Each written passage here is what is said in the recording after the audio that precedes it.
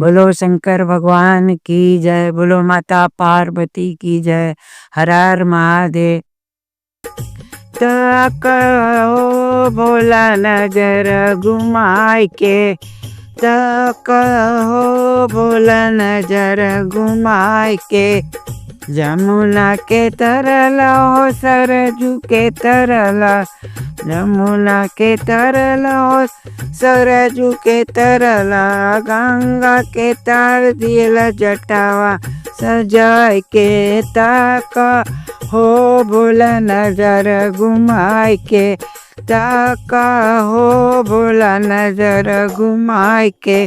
तारा के तरला सूरज के तरला, चंदा के तार दियला लीला रस जाय के। ताका हो भोला नजर घुमाए के, ताका हो भोला नजर घुमाए के।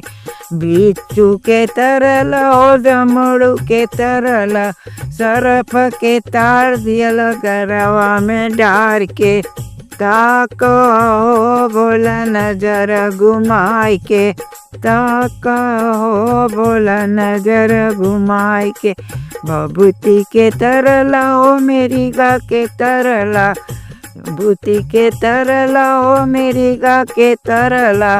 नंदी के तार दियला चरण में बैठाए के, ताका हो भोला नजर घुमाए के, भोला नजर घुमाए के। अधू के तरला हो संतों के तरला, हम हो के तार दियला चर्चा में आए के। तार हो भोला नजर घुमाए के, ताका हो भोला नजर घुमाए के, ताका हो भोला नजर।